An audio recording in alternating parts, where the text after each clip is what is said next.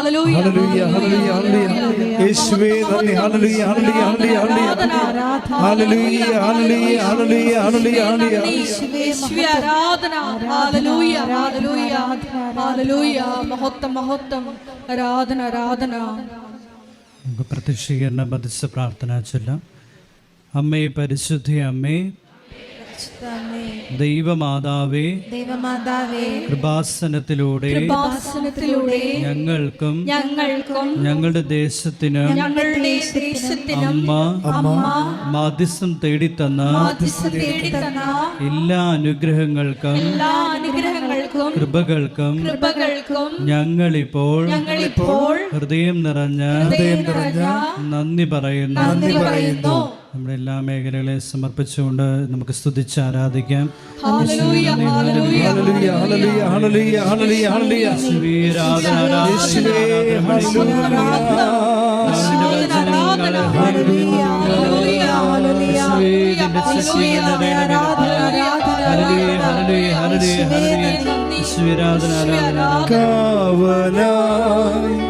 നീ വരൂ സ്നേഹമേ ദൈവമേ ശാന്തിയാ സൗഖ്യമാ നീ വരൂ എൻ നായക.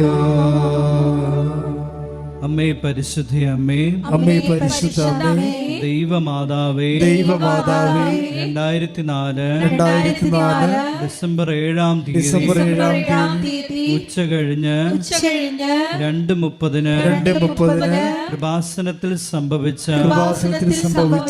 അമ്മയുടെ പ്രത്യക്ഷപ്പെടലിനെ കുറിച്ച് തിരുസഭയ്ക്ക് സമർപ്പിച്ചിരിക്കുന്ന പഠനരേഖകളുടെ മേൽ വസ്തുനിഷ്ഠവും ദൈവശാസ്ത്ര വിധിപ്രകാരമുള്ളതുമായ അന്വേഷണ പഠനങ്ങൾ നടത്തി ആ പ്രത്യക്ഷപ്പെടലിലൂടെ പ്രകടമായ ദൈവമാതാവിന്റെ പ്രത്യേക കരുതലും സംരക്ഷണവും വെളിപ്പെടുത്തുന്ന പീഡിതരുടെ ആശ്വാസവും പ്രവാചകന്മാരുടെ രാജ്ഞിയും വാഗ്ദാനത്തിന്റെ പേടകവും പ്രപഞ്ച പ്രകൃതിയുടെ മാതാവുമായ പരിശുദ്ധ അമ്മയുടെ ഭക്തി തിരുസഭയിൽ കൂടുതൽ പ്രചരിച്ച് ജീവിതത്തിന്റെ ദുരന്ത അവസ്ഥകളെ അകപ്പെട്ടു കഴിയുന്ന അനേകായിരം മക്കൾക്ക് ദൈവത്തിന്റെ സാന്നിധ്യവും സന്ധിപ്പും കൂടുതൽ അനുഭവിക്കുക വഴി ആത്മീയ വിശുദ്ധിയും ദൈവശക്തിയും കൈവരിക്കുവാൻ ഞങ്ങളുടെ കുടുംബങ്ങളെ ഇടയാക്കണമേ. നമ്മുടെ എല്ലാ മേഖല ഒരിക്കൽ കൂടി ഈശോയുടെ തൃപ്പാദങ്ങളിൽ സമർപ്പിച്ചുകൊണ്ട് പരിശുദ്ധമ്മയുടെ മാധ്യസ്ഥം യാചിച്ചുകൊണ്ട് നമുക്ക് സ്തുതിച്ച് ആരാധിക്കാം.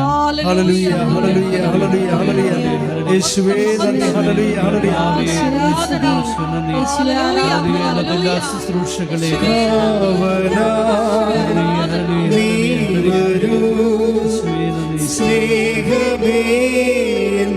ദൈവമേ ശാന്തിയാ സൗഖ്യമാ നീ വരൂ എൻ നായക. കാവലായി നീ വരൂ സ്നേഹമേ ദൈവമേ ശാന്തിയാ സൗഖ്യമാ നീ വരൂ എൻ നായക. അമ്മേ പരിശുദ്ധ അമ്മേ പരിശുദ്ധ അമ്മേ ഭൂസ്വർലോകങ്ങളുടെ രാജ്ഞിയായ അങ്ങേക്ക് ഭൗമ സംരക്ഷണത്തിനായി പ്രപഞ്ച പ്രകൃതിയെ തന്നെ തിരുസഭ പ്രതിഷ്ഠിക്കുവാൻ ഈ പ്രത്യക്ഷീകരണം വഴി ഇടയാക്കണമേ.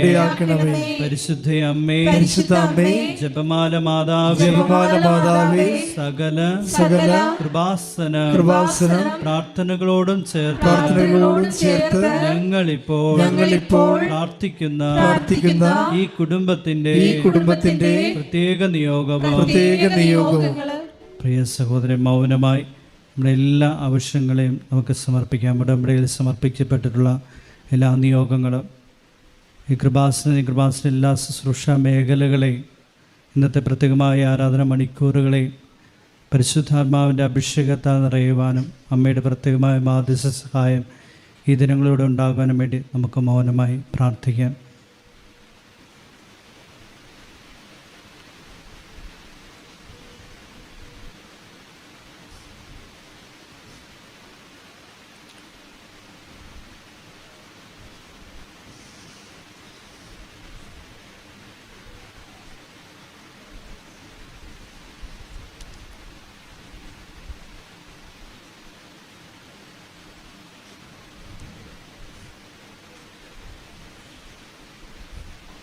നമുക്ക് ഏറ്റുചൊല്ലാം. അമ്മയുടെ പ്രത്യക്ഷീകരണത്തിന്റെ അനുഗ്രഹവേളയിൽ ഞങ്ങൾക്ക് സാധിച്ചു തരുവാൻ കനിയണമേ. ആമേൻ. ഒരിക്കൽ കൂടി ഇരുകരങ്ങൾ ഉയർത്തി നമുക്ക് സ്തുതിച്ച് ആരാധിക്കാം. യേശുവേ നന്ദി, ഹല്ലേലൂയ, ഹല്ലേലൂയ, ഹല്ലേലൂയ.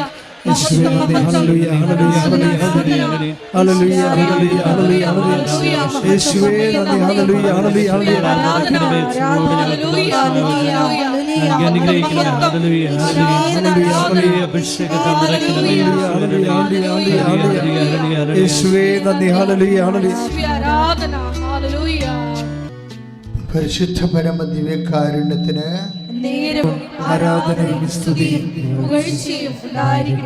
പരിശുദ്ധ പരമ ദിവ്യകാരുണ്യത്തിന് ആരാധനയും സ്തുതിയും പുകഴ്ചയും പരിശുദ്ധ പരമ ദിവ്യകാരുണ്യത്തിന് ആരാധനയും സ്തുതിയും പുകഴ്ചയും ഉണ്ടായിരിക്കട്ടെ. പ്രാർത്ഥിക്കുക. കർത്താവായ ദൈവമേ, എന്നെ നിന്റെ അനുഗ്രഹത്തിന്റെ സന്നിധാനത്തിലേക്ക് പ്രത്യേകം പേര് ചൊല്ലി വിളിച്ച് പ്രഭാതത്തിലെ എത്തിച്ചതിന് നന്ദി പറയുന്നു. കർത്താവേ, അങ്ങേ കൃപയും സത്യവും ഒരുപോലെ ആവഹിക്കപ്പെടാൻ മഹത്വത്തിന്റെ സ്വർഗീയ പാത്രമായി എന്നെ ഉയർത്തണമേ. ശ്രദ്ധിക്കട്ടെ.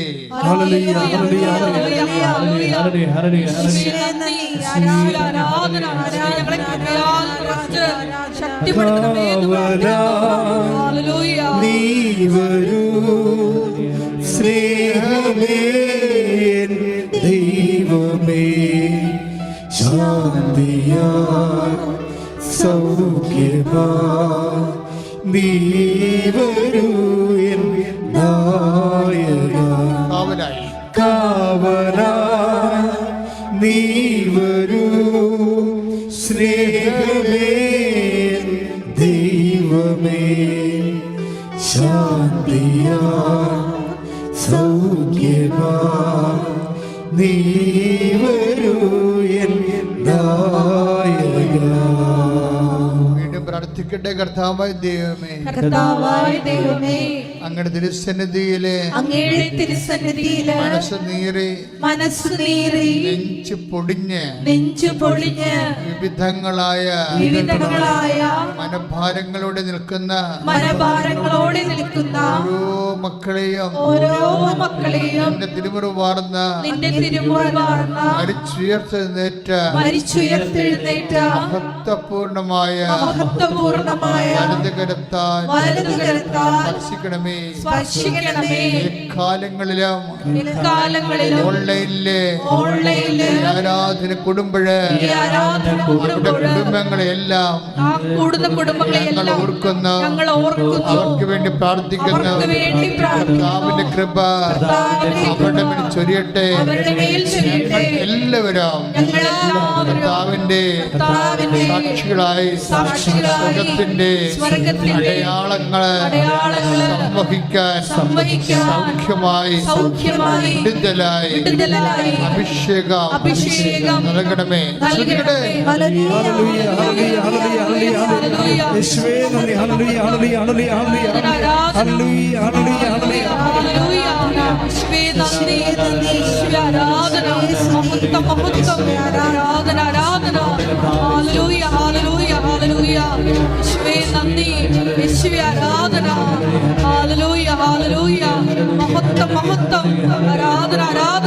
ഹൃദയം തുറന്ന് സ്തുതിക്കാം.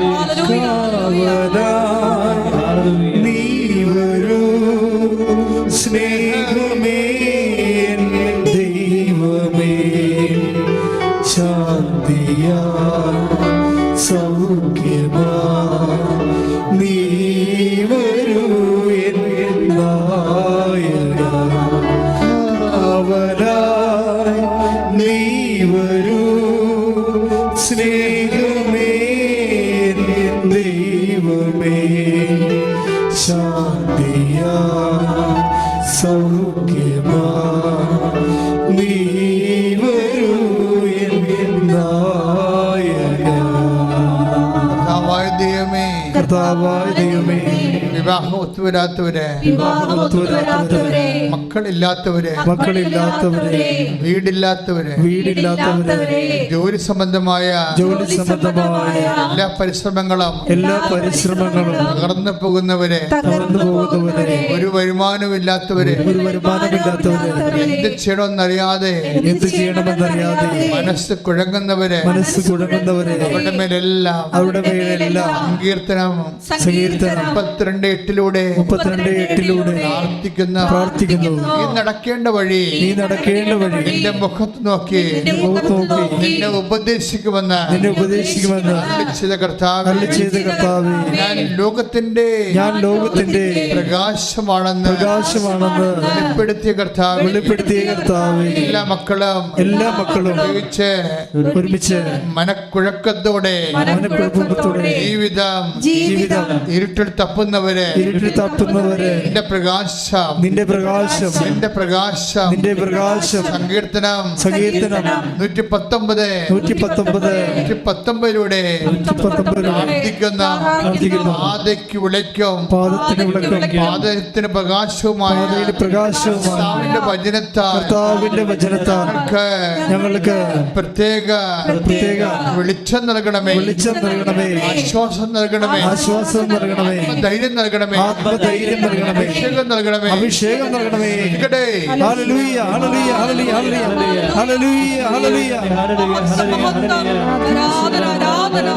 കാവലാ നീ വരൂ സ്നേഹമേ ദൈവമേ, ശാന്തിയാ സൗഖ്യമാ നീ വരൂ നായക, കാവലാ നീ വരൂ സ്നേഹമേ ദൈവമേ, ശാന്തിയാ സൗഖ്യമാ നീ വരൂ നായക. പരിശുദ്ധ പരമദിവ്യകാരുണ്യത്തിന് ആരാധനയും സ്തുതിയും പുകഴ്ചയും ഉണ്ടായിരിക്കട്ടെ. എൻ്റെ പ്രിയപ്പെട്ടവരെ,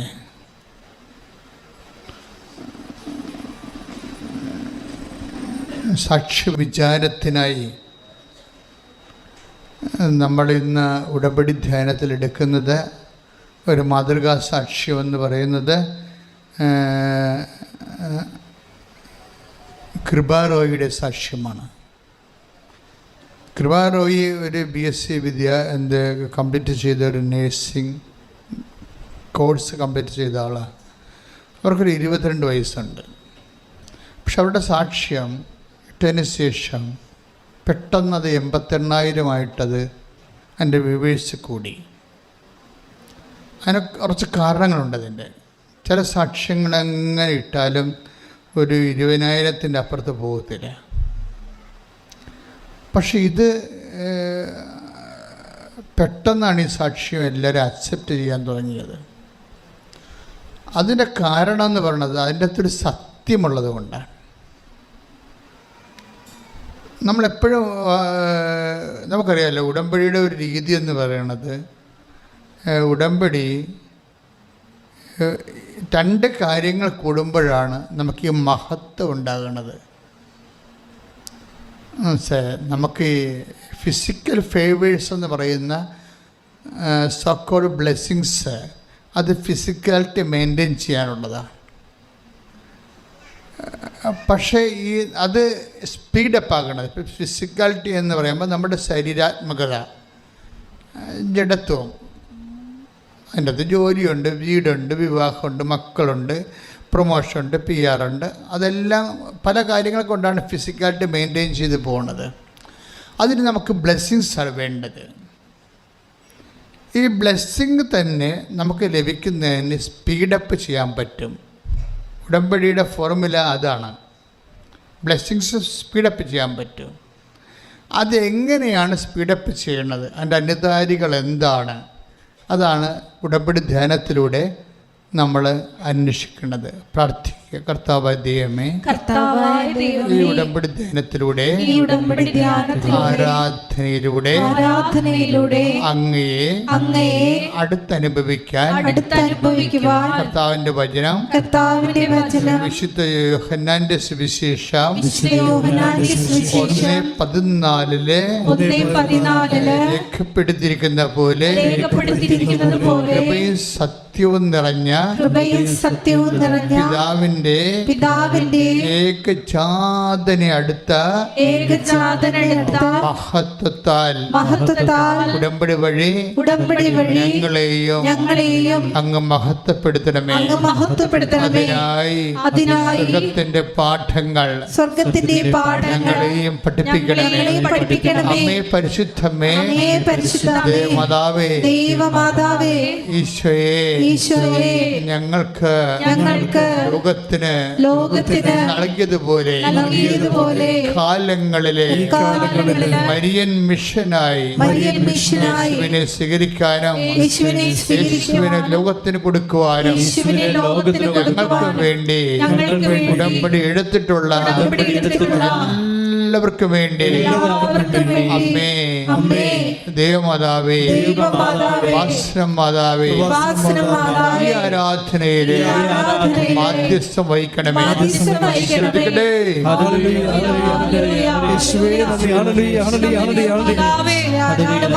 വേണ്ടി ഈ ആരാധനയിൽ മധ്യസ്ഥം വഹിക്കണമേ എന്ന് പ്രാർത്ഥിക്കുന്നു. ഞങ്ങളുടെ ദുരിതങ്ങള്, ദുഃഖങ്ങള് ഏറ്റെടുക്കണമേ എന്ന് പ്രാർത്ഥിക്കുന്നു. ഹല്ലേലൂയ, ഹല്ലേലൂയ, മഹത്വം, മഹത്വം, ആരാധന, ആരാധന, ഹല്ലേലൂയ, ഹല്ലേലൂയ, യേശുവേ നന്ദി, യേശുവേ ആരാധന, ഹല്ലേലൂയ. കൃപയുടെ സാക്ഷ്യത്തിൻ്റെ ഫസ്റ്റ് ഭാഗം ഇതാണ്. അവൾ കേരളത്തിലെ നല്ല ഒരു ട്രെയിനിങ് കോളേജിലാണ് പഠിച്ചത്, OITക്കൊക്കെ പഠിച്ചതേ. പക്ഷേ അത് എല്ലാം C+ ആയിപ്പോയി. അപ്പം നമ്മൾ വരുന്ന വഴികൾ എപ്പോഴും ഇതുപോലെയുള്ള ചില അനുഭവങ്ങളൊക്കെ നമുക്ക് ഉണ്ടാകും. അപ്പം നിങ്ങൾ ഡൗണായി പോകരുത്. നമ്മൾ ഡൗണായി പോകുന്ന സാഹചര്യങ്ങളും സത്യത്തോടെ ദൈവത്തിൻ്റെ കൈകളിൽ പിടിക്കാനാണ്. നമ്മളെല്ലാവരും കൈകളിൽ പിടിക്കുന്നവരാണ്. പിടിച്ചില്ല സത്യമില്ല, നോളം ഉണ്ടാകും കുറേ. അത് ബൈബിൾ അത് അംഗീകരിക്കണില്ല. അതാണ് പ്രശ്നം. നീ എപ്പോഴും നോക്കേണ്ടത് നിൻ്റെ ദൈവത്തിലുള്ള റിലയൻസ്, ആശ്രയം സത്യമാണോ എന്ന് നോക്കണം. അതെപ്പോഴും ഭയങ്കര കാര്യം. നമ്മൾ ബൈബിളിൽ തന്നെ ഫിഡലിറ്റി എന്നൊക്കെ പറയും. ഫിഡലിറ്റി സത്യത്തിൻ്റെ ഒരു ഭാഗം മാത്രമാണ്. നമ്മൾ ബൈബിളിൽ ഉടമ്പടിയിൽ നമ്മൾ എപ്പോഴും ഡീൽ ചെയ്യുന്നത് ഫെയ്ത്ത് അല്ല, ഫിഡലിറ്റിയാണ്. വിശ്വാസമല്ല, വിശ്വസ്തതയാണ്, അല്ലേ? പക്ഷേ വിശ്വസ്തത പോലും നമ്മുടെ സം ടോട്ടാലിറ്റി നമ്മുടെ അതിൻ്റെ ആധ്യാത്മികതയുടെ ഒരു ഭാഗം മാത്രമാണ്. പക്ഷേ കൃപ ഡയറക്റ്റ് ബന്ധപ്പെട്ടിരിക്കുന്നത് സത്യവുമായിട്ടാണ് ബന്ധപ്പെട്ടിരിക്കുന്നത്. അപ്പോൾ ഇവിടെ കൃപ റോയി എന്താ ചെയ്യണത്? അടുത്തത്, അവിടെ ഒരു ആൻറ്റി ഉണ്ടായിരുന്നു ഇവിടെ ഹോസ്റ്റലിൽ. അപ്പോൾ ഇവർ എല്ലാം C+ മേടിച്ച് തോറ്റു തൊപ്പി വിട്ടൊക്കെ ഇരിക്കുമ്പോൾ, സങ്കടപ്പെട്ടിരിക്കുമ്പോൾ കൃപ റോയി ഈ കുഞ്ഞിനോട് പറയും, നീ കൃപാസനം ചെല്ല്, അമ്മ മാതാവിൻ്റെ ഉടമ്പടി എടുക്കാൻ പറയും. അപ്പോൾ നമുക്കറിയില്ല, ഉടമ്പടി എന്ന് പറയുമ്പോൾ നമ്മൾ സ്വാഭാവികമായിട്ട് ഒരു ബയലാട്രൽ എഗ്രിമെൻ്റാണ് അല്ലേ? നമ്മൾ സാധാരണ സിംഗിൾ എഡ്ജ് പ്രെയർ അതിൻ്റെ റിസർട്ടേഷൻ അതിൻ്റെ മെക്കാനിസത്തിൽ നിന്ന് ആ ഫോർമാറ്റ് ചേഞ്ച് ചെയ്യുകയാണ്, നമ്മൾ നേരെ ചേഞ്ച് ചെയ്യുകയാണ്. കാര്യം നമ്മുടെ എല്ലാ പ്രാർത്ഥനകൾക്കും സിംഗിൾ എഡ്ജാണ് ഉള്ളത്. അത് എന്താണെന്ന് ഗ്യാരണ്ടി ചെയ്യണമെന്ന് ചോദിച്ചു കഴിഞ്ഞാൽ നമ്മളതിന് ഗ്യാരണ്ടി ചെയ്യണില്ല. നമ്മൾ ഗ്യാരണ്ടി ചെയ്യാൻ വേണ്ടി അതിൻ്റെ തൊണ്ട് ഇൻവെസ്റ്റ് ചെയ്യണില്ല. ദൈവത്തിൻ്റെ വാഗ്ദാനങ്ങളിലുള്ള ഒരു കേവല വിശ്വാസത്തിലാണ് നമ്മളതിൻ്റെ അകത്ത് ഇൻവെസ്റ്റ് ചെയ്യണമെന്നില്ല. പക്ഷെ ഉടമ്പടിയിലേക്ക് വരുമ്പോൾ അങ്ങനെയല്ല. ദൈവത്തിൻ്റെ വാഗ്ദാനങ്ങളിൽ സത്യമായി നമ്മൾ വിശ്വസിക്കുന്നുവെന്ന് ദൈവത്തിന് മനസ്സിലാക്കുന്ന രീതിയിൽ നമ്മളതിൻ്റെ അകത്ത് നിക്ഷേപിക്കുന്നുണ്ട്. അതാണ് നമ്മുടെ ഒരു ക്രെഡിബിലിറ്റി എന്ന് പറയുന്നത്. സത്യമാണത്. അപ്പോൾ കൃപ റോയി വന്ന് ഉടമ്പടി എടുത്തു. ഉടമ്പടി എടുത്തതിന് ശേഷം പിന്നെ വീണ്ടും ഈ പരീക്ഷ തന്നെ വീണ്ടും എഴുതുമ്പോൾ ഈ 4 C+ എന്നുള്ളത് ചേഞ്ച് ചെയ്യും. 2 C+ ആയിട്ടത് വ്യത്യാസപ്പെടും. ബാക്കിയെല്ലാം BA വരും. കുറച്ച് ഗ്രോത്ത് ഉണ്ട്, ഒരു 50% ഗ്രോത്ത് വരും ഉടമ്പടി എടുക്കുമ്പോൾ. പലർക്കും അങ്ങനെ സംഭവിക്കുന്നുണ്ട്. ഫസ്റ്റ് ഫേസിൽ, ഉടമ്പടിയുടെ ഫസ്റ്റ് ഫേസിൽ സാധാരണ നിലവാരത്തേക്കാൾ കുറച്ചുകൂടി മെച്ചപ്പെട്ട റിസൾട്ട് നമുക്ക് വരുന്നുണ്ട്. അതെല്ലാം എന്ത് വിഷയമായാലും പഠനത്തിൻ്റെ തന്നെയല്ല, ജീവിതത്തിൻ്റെ ആയാലും, കേസിൻ്റെ ആയാലും, മക്കളില്ലാത്ത അവസ്ഥയായാലും, വിവാഹം ഒത്തുവരാത്ത അവസ്ഥയായാലും, ഇപ്പോൾ സ്ഥലം വിൽക്കണ വിഷയമായാലും, ആധ്യാത്മിക ജീവിതമായാലും ഒരു 10% ഹൈക്ക് നമുക്ക് കിട്ടും, അല്ലെങ്കിൽ ഒരു 20% ഹൈക്ക് കിട്ടും. അപ്പോൾ ചില ആൾക്കാരെന്ന് വെച്ചാൽ പിന്നെ ഞാൻ വർക്ക് ചെയ്യണം, പിന്നെ ഉടമ്പടി സെക്കൻഡ് ഫേസിൽ വർക്ക് ചെയ്യണത്. അതുപോലെ ആ എഡ്യൂക്കേഷൻ, പ്രത്യേകിച്ച് ഉടമ്പടിയെക്കുറിച്ച് എഡ്യൂക്കേഷൻ ഇല്ല എന്നുണ്ടെങ്കിൽ അവർ ആ പഴയതുപോലെ തന്നെ ചെയ്യും. പക്ഷേ കൃപ റോയി ഭയങ്കര ഷ്രൂഡ് ആൻഡ് ഇൻ്റലിജൻറ്റ് സ്റ്റുഡൻ്റാണ്. അവൾക്കെന്താ മനസ്സിലാച്ചു കഴിഞ്ഞാൽ എന്തുകൊണ്ടാണ് C+ കുറഞ്ഞു പക്ഷേ എല്ലാം B ആകാഞ്ഞത് എന്താണ്? അപ്പോൾ ഞാൻ ഉടമ്പടി കൃത്യമായിട്ട് ചെയ്യുന്നുണ്ടോ? അപ്പോൾ ഇൻട്രോസ്പെക്ഷനായി. എല്ലാവരും ഉടമ്പടി എപ്പോഴും നമ്മൾക്ക് ഇൻട്രോസ്പെക്ഷൻ നടത്തിക്കൊണ്ടിരിക്കണം. എപ്പോഴും നമുക്ക് ആന്തരിക വിചാരണ, നിരീക്ഷണമല്ല, ആന്തരിക വിചാരണ നടത്തിക്കൊണ്ടിരിക്കണം. ഞാൻ ഉടമ്പടി പക്കയായിട്ടാണോ അത് എക്സിക്യൂട്ട് ചെയ്യണത്? കാര്യം ദൈവത്തിൻ്റെ സ്ഥാനത്തു നിന്നുള്ള പ്രത്യേകത, ദൈവത്തിന് ഒറ്റ വാക്യമുള്ളൂ. അതെപ്പോഴും നമ്മൾ ശ്രദ്ധിക്കണം. ദൈവത്തിന് ഒറ്റ വാക്കായിരിക്കും, അത് സത്യമായ വാക്കായിരിക്കും. ഇപ്പം 22:6 ഇല്ലേ, വെളിപാടിൻ്റെ പുസ്തകത്തിൽ 22:6, write down this word is trustworthy. നിങ്ങൾ എഴുതുക, ഈ വചനം വിശ്വാസയോഗ്യവും. Read it. ശ്രുതികട്ടെ. ഹല്ലേലൂയ. വെളിപാട് 22:6. അവൻ എന്നോട് പറഞ്ഞു, അവൻ എന്നോട് പറഞ്ഞു, ഈ വചനങ്ങൾ വിശ്വാസയോഗ്യവും സത്യവുമാണ്. അതായത് വചനം എന്ന് അത് നമുക്കറിയാം, വാക്കാണ്.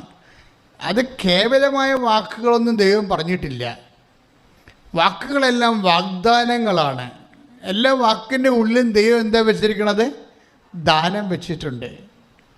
എല്ലാ വാക്കിൻ്റെ ഉള്ളിലും ദൈവം ദാനം വെച്ചിട്ടുണ്ട്. അതുകൊണ്ടാണ് ബൈബിൾ പറയണത് ഈ ദാനമാണ് നമുക്ക് പ്രയോജനപ്പെടേണ്ടത്. വാക്ക് ഒരു കവറേജാണ്. അതിൻ്റെ ഒരു പൊതിച്ചിലാണ്, ശബ്ദം കൊണ്ട് പൊതിഞ്ഞിരിക്കുന്നത്. ഈ ശബ്ദത്തിൻ്റെ ഉള്ളിൽ ദൈവം നിൻ്റെ ജീവിതത്തിൻ്റെ, അനുദിന ജീവിതത്തിൻ്റെയും വരാൻ പോകുന്ന നിത്യജീവിതത്തിൻ്റെയും സ്വർഗീയ ദാനങ്ങൾ വാക്കിൻ്റെ ഉള്ളിലാണ് വെച്ചിരിക്കുന്നത്. ഇത് സത്യമാണ്. അതുകൊണ്ടാണ് ഈ വാഗ്ദാനം നമ്മളെന്താ ചെയ്യണത്? വാഗ്ദാനം പ്രാപിക്കുകയാണ് ചെയ്യണത്, അല്ലേ? നമ്മൾ പ്രാർത്ഥിക്കത്തില്ലേ? എന്താ പറഞ്ഞത്? ഒന്ന് പ്രാർത്ഥിച്ചേ. ഈശോമിശിഹായുടെ വാഗ്ദാനങ്ങൾക്ക് അല്ലേ അല്ലേ സർവേശ്വരന്റെ പരിശുദ്ധ മാതാവേ, ഞങ്ങൾക്ക് വേണ്ടി അപേക്ഷ. കൈയടിച്ച് കർത്താൻ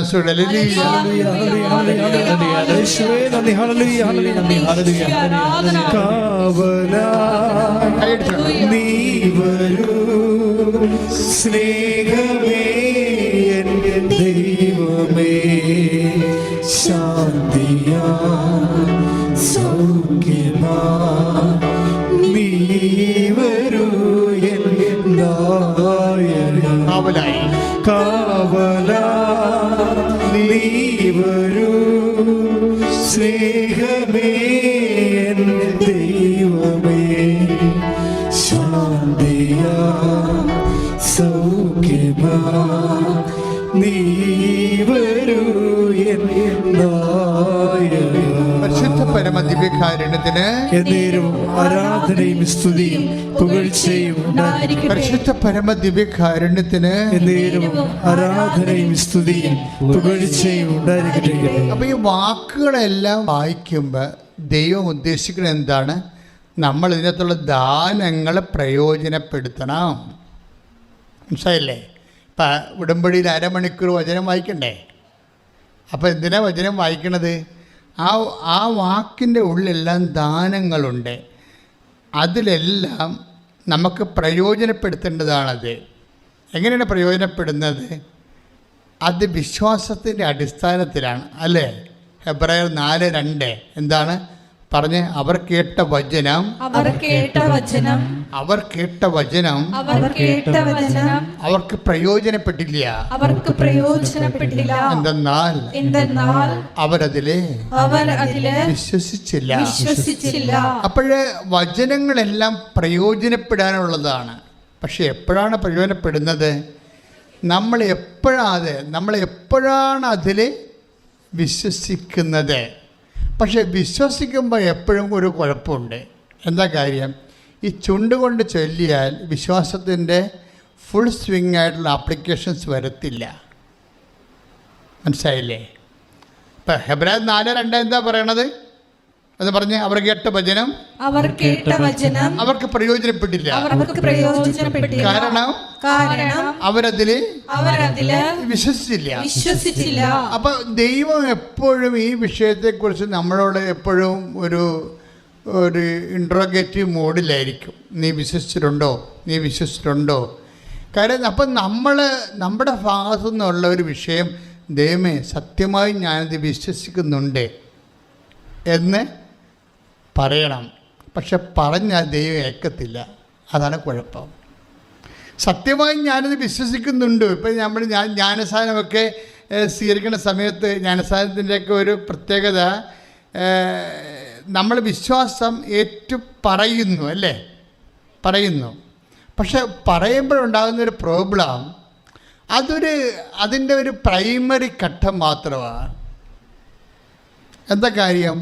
നമ്മൾ ജ്ഞാനസ്ഥാനത്തിലൂടെ വിശ്വാസം പറഞ്ഞാലും ദൈവം ഉദ്ദേശിക്കുന്നത് നമ്മളതിനെക്കുറിച്ച് അറിയുമ്പോഴേ, മച്ചുവറാകുമ്പോഴേ നമ്മളത് പ്രാവർത്തികമാക്കുമെന്നാണ് ദൈവം ഉദ്ദേശിക്കുന്നത്. പ്രാവർത്തികമാക്കിക്കൊള്ളാം എന്ന് നമ്മൾ ജാമ്യത്തിലാണ് നമുക്ക് ജ്ഞാനസ്ഥാനത്തിലൂടെ രക്ഷയുടെ കവാടം തുറന്നു തന്നിരിക്കുന്നത്. മനസ്സിലായ? കാരണം വിശ്വാസത്തിന് പറച്ചിൽ കൊണ്ട്, ഇപ്പം നീ പിശാചിനെ ഉപേക്ഷിക്കുന്നുവോ? ഞാൻ ഉപേക്ഷിക്കുന്നു. അത് പറച്ചിലല്ലേ? നീ കർത്താവായ യേശുക്രിസ്തുവിൽ വിശ്വസിക്കുന്നുവോ? ഞാൻ വിശ്വസിക്കുന്നു. അത് പറച്ചിലല്ലേ? അത് നീ നിനക്ക് വേണ്ടി നിൻ്റെ മാതാപിതാക്കന്മാർ കുഞ്ഞുനാളിൽ അത് ഏറ്റുപറയുന്നു. പക്ഷേ ദൈവം എന്താണ് ഉദ്ദേശിക്കുന്നത്? ഈ വചനം പ്രയോജനപ്പെടുന്നത് നമ്മളത് ആക്ടിവേറ്റ് ചെയ്യുമ്പോഴാണ്. പറയുന്ന ഓരോ വചനങ്ങളും നടപ്പിലാക്കുമ്പോഴാണ് അത് നമുക്ക് പ്രയോജനപ്പെടുന്നത്. അതിൻ്റെ അകത്ത് പ്രധാനപ്പെട്ട കണ്ടൻറ്റ് പ്രവർത്തിക്കുകയാണ്, പറച്ചിലല്ല. ഇവിടെയാണ് ഉടമ്പടി ലിഫ്റ്റ് ചെയ്യാൻ കാരണം. ഉടമ്പടി ഇത്ര പെട്ടെന്ന് 10,000 സാക്ഷ്യം പറഞ്ഞത് എന്തുകൊണ്ടാണ്? 10,000 സാക്ഷ്യങ്ങൾ. ഈ ട്രോള് എന്തുമാത്രം ഉള്ളത്? വല്ലതും നടക്കുമോ? ഒന്നും നടക്കത്തില്ല. കാര്യം ഞാൻ അന്നേ പറഞ്ഞിട്ടുണ്ട്, കാര്യം കൃപാസനത്തിൻ്റെ ആസ്തി എന്ന് പറയുന്നത് ഇതിൻ്റെ ലക്ഷക്കണക്കിന് മനുഷ്യരുടെ ആധ്യാത്മിക അനുഭവമാണ്, അല്ലാതെ ആശയപരമായിട്ടുള്ള ഒരു വിഷയമല്ല. ദൈവത്തെ ഇതിലൂടെ അനുഭവിച്ചവർ ലക്ഷക്കണക്കിന് മനുഷ്യരുള്ളത്. അപ്പം അവരുടെ അടുത്ത് ഒന്നും പറഞ്ഞിട്ടൊരു കഥയുമില്ല. എന്താണ്? Inevitable defeat of the ideal by the real എന്ന് പറയും. എന്ന് വെച്ച് കഴിഞ്ഞാൽ ഐഡിയോളജിയൊക്കെ എല്ലാം യാഥാർത്ഥ്യത്തിന് മുമ്പിൽ ഇങ്ങനെ വിറങ്ങലിൽ ചെന്ന് പരാജയപ്പെടും. എന്താ കാര്യം? അതാണ് അനുഭവം ജനങ്ങളുടെ കാര്യം. അനുഭവം എവിടുന്ന് വന്ന് ദൈവത്തിൻ്റെ വാഗ്ദാനങ്ങളുള്ള സത്യാവസ്ഥയിലുള്ള സത്യസന്ധമായ സമർപ്പണത്തിലൂടെയാണ് ഒരു വ്യക്തിക്ക് അനുഭവം ഉണ്ടാകുന്നത്. കൈയടിച്ച് കർത്താവിനെ സ്തുതിക്കുക.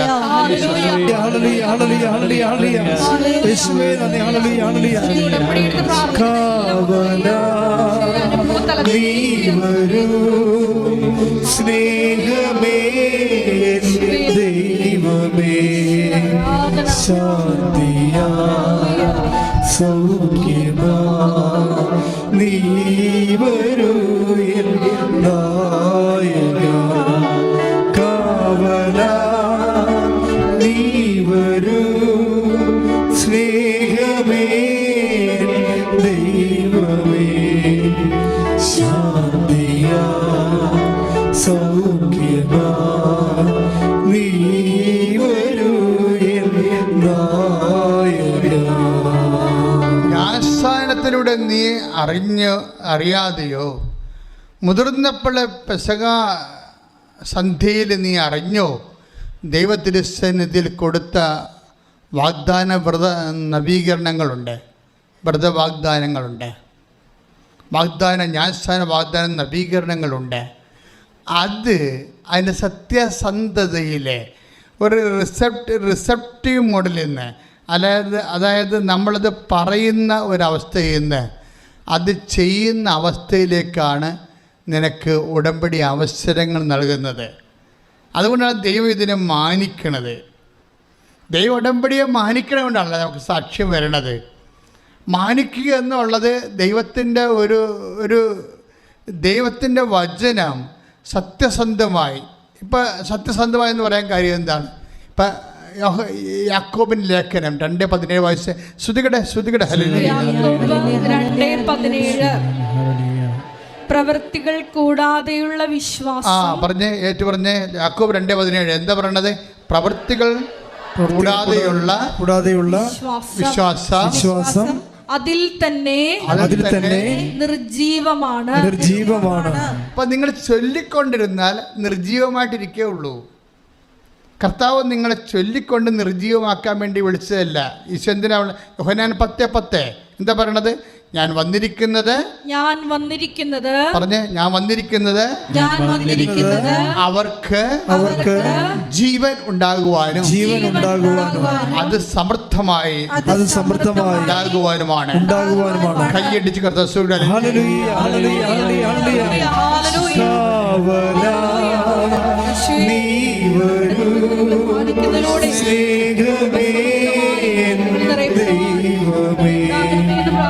ശാന്തിയാ സൗഖ്യമാ നീ വരൂ നായക കാവലായി നീ വരൂ സ്നേഹമേ ദൈവമേ ശാന്തിയാ സൗഖ്യമാ നീ വരൂ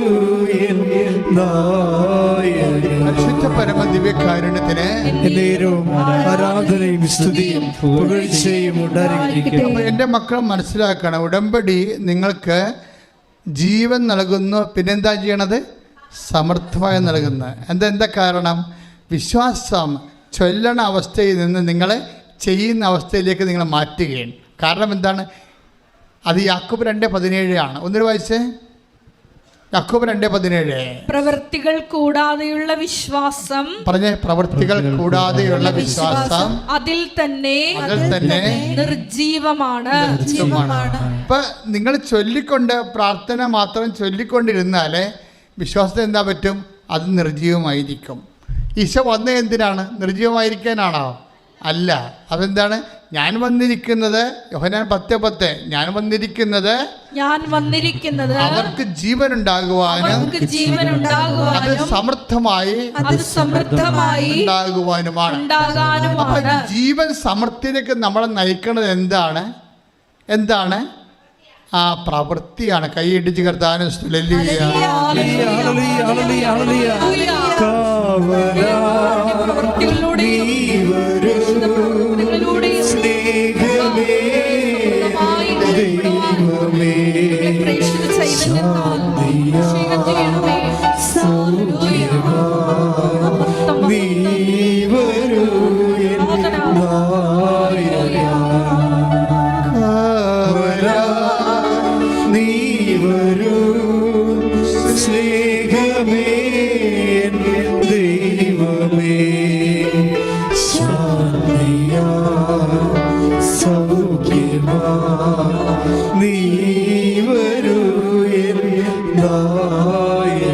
പരിശുദ്ധ പരമ ദിവ്യകാരുണ്യത്തിന്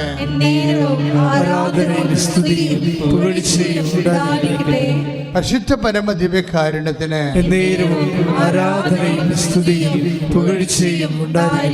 ഉടമ്പടി ഒരു ചൊല്ലുന്ന പ്രാർത്ഥനയല്ല. പിന്നെ എന്തിൻ്റെ പ്രാർത്ഥനയാണ്? ചെയ്യുന്ന പ്രാർത്ഥനയാണ്. അതാണ് അവൻ പറയണത് പോലെ ചെയ്യുവിൻ. അതാണ്. ഇതെല്ലാം കണക്റ്റഡാണ്. അപ്പോഴേ കർത്താവിൻ്റെ മനസ്സ് സ്വപ്നം എന്താണ്? വചനം എല്ലാവരും നിവൃത്തിയാക്കിക്കൊണ്ട് ജീവൻ സമൃദ്ധിയിലേക്ക് വന്ന് മഹിമ പ്രാപിക്കണമെന്നുള്ളതാണ് നിത്യത വരിക. അതാണ് എൻ്റെ അകത്ത് വരുന്നത്. അപ്പം അത് എന്തുകൊണ്ടാണ് വെച്ച് കഴിഞ്ഞാൽ അതിന് ഈശോ പറഞ്ഞ ന്യായമുണ്ട്. എന്താണ് ഈശോ പറയണത്? എൻ്റെ പിതാവ് എപ്പോഴും പ്രവർത്തനക്ഷമനാണ്. ഞാനും ഒന്ന് പറഞ്ഞേ ആ വചനടുത്തെ. എൻ്റെ പിതാവ് എപ്പോഴും പ്രവർത്തനക്ഷമനാണ്. ഞാനും പ്രവർത്തിക്കുന്ന.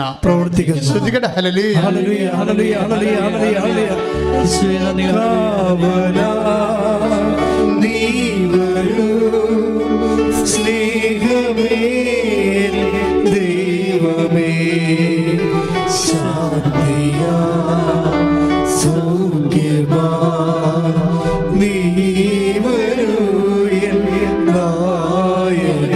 പരിശുദ്ധ പരമ ദിവ്യകാരുണ്യത്തിന് ആരാധനയും സ്തുതിയും പുകഴ്ചയും ഉണ്ടാകട്ടെ. വായിച്ചോളൂ. യോഹന്നാൻ 5:17. യേശു അവരോട് പറഞ്ഞു. എന്റെ പിതാവ് ഇപ്പോഴും പ്രവർത്തന നിരതനാണ്. ഞാനും പ്രവർത്തിക്കുന്നു. അപ്പൊ പ്രവർത്തിക്കാൻ തന്നെയാണ് ഈശോയും നമ്മളെ പറഞ്ഞു വിട്ടിരിക്കുന്നത്. ഇപ്പൊ കൃപാറോയുടെ സാക്ഷ്യം എന്താണ്? കൃപാറോയി എല്ലാം C+ അടിച്ചു. ഉടമ്പടി എടുത്തപ്പോൾ കുറച്ച് ഹൈക്ക് കിട്ടി. അപ്പോഴവൾക്ക് മനസ്സിലായി അങ്ങോട്ട് മുന്നോട്ട് പോയാൽ സത്യസന്ധമായിട്ട് ദൈവത്തിൻ്റെ മുമ്പിൽ നിന്നാൽ കർത്താവിൻ്റെ ഈ വിഷയത്തിൽ ഇടപെടുമെന്നറിയാം. കാര്യം വെച്ച് കഴിഞ്ഞാൽ ഇവർക്ക് മെറിറ്റ് കുറവ്. ഇപ്പം നമ്മൾക്ക് പലപ്പോഴും ഉണ്ടാകുന്നൊരു വിഷയം നമ്മുടെ കോൺഫിഡൻസ് അല്ലെങ്കിൽ നമ്മുടെ ആത്മവിശ്വാസമോ ചില സമയത്ത് അഹന്തമായിട്ട് വരെ വരാം. ആത്മവിശ്വാസത്തിൻ്റെ കുഴപ്പമുണ്ടേ. ആത്മവിശ്വാസം മൂത്ത് കഴിഞ്ഞാൽ അമ്പഴങ്ങ മൂക്കണ പോലെ ഇരിക്കും. അമ്പഴങ്ങ എപ്പോഴും നല്ലത് അല്ലേ? അതിന് ഇളം പ്രായത്തിലാണ് നല്ലത്. അല്പം മൂത്ത് കഴിഞ്ഞാൽ പിന്നെ അത് ചകിരിയായി പോകും. ആത്മവിശ്വാസത്തിന് ഇതുപോലെ സംഭവിക്കും. ആത്മവിശ്വാസം നല്ലതാണ്. അല്പം അത് മൂത്ത് കഴിഞ്ഞാൽ ചകിരിയായി പോകും. എന്താണ്? അഹന്തയായി പോകും. അത് നിങ്ങൾ നോക്കണത് എല്ലാവർക്കും ഉള്ള കുഴപ്പം ഇതാണ്. അതായത് അത് അഹന്തയായി പോകും. അഹന്തയായി കഴിഞ്ഞാൽ പിന്നീട് ഒരിക്കലും പരിശുദ്ധാത്മ പ്രവർത്തിക്കത്തില്ല. അത് വളരെ സീരിയസ് ആയിട്ട് നമ്മൾ ശ്രദ്ധിക്കേണ്ട ഒരു വിഷയം. പ്രാർത്ഥിക്കുക, കർത്താവ് ദൈവമേ, ഏതെങ്കിലും ഏതെങ്കിലും വിഷയത്തിലുള്ള ആത്മവിശ്വാസം അഹന്തയായി രൂപാന്തരപ്പെട്ട് എന്നിലെ ആത്മാവിന്റെ പ്രവർത്തനം പ്രതിരോധിക്കുന്നുണ്ടെങ്കിൽ കർത്താവേ എന്നെ ഏറ്റെടുക്കണമേ, എന്നെ വിശുദ്ധീകരിക്കണമേ, നവീകരിക്കണമേ.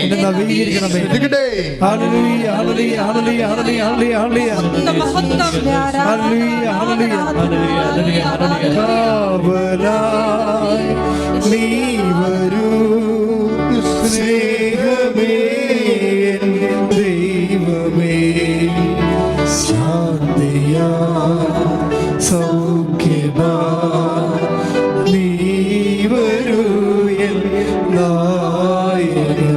പരിശുദ്ധ പരമ ദിവ്യകാരുണ്യത്തിന് എന്നേരും ആരാധനയും സ്തുതിയും പുകഴ്ചയും ഉണ്ടായിരിക്കട്ടെ. അപ്പോൾ എന്താ വിഷയം? ഉടമ്പടി മുഴുവനും വർക്ക് ചെയ്യണത് 80% കർത്താവിൻ്റെ വാഗ്ദാനം നമ്മൾ പ്രാപിക്കണത് പ്രവൃത്തി കൊണ്ടാണ്.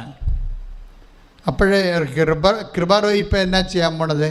കൃപാജോയി കുറച്ച് ഹൈക്ക് കിട്ടിക്കഴിഞ്ഞപ്പോൾ അവൾ മനസ്സിലാക്കി ഉടമ്പടിയുടെ വഴിയെ സഞ്ചരിച്ചാൽ കർത്താവിൻ്റെ കൃപയിൽ നിറഞ്ഞ് അവൾ ഉദ്ദേശിക്കുന്ന കാര്യങ്ങളിലേക്ക് ദൈവം അവളെ കൈപിടിച്ച് കൊണ്ടുപോകുന്നുള്ള ആന്തരിക ബോധ്യം കിട്ടി.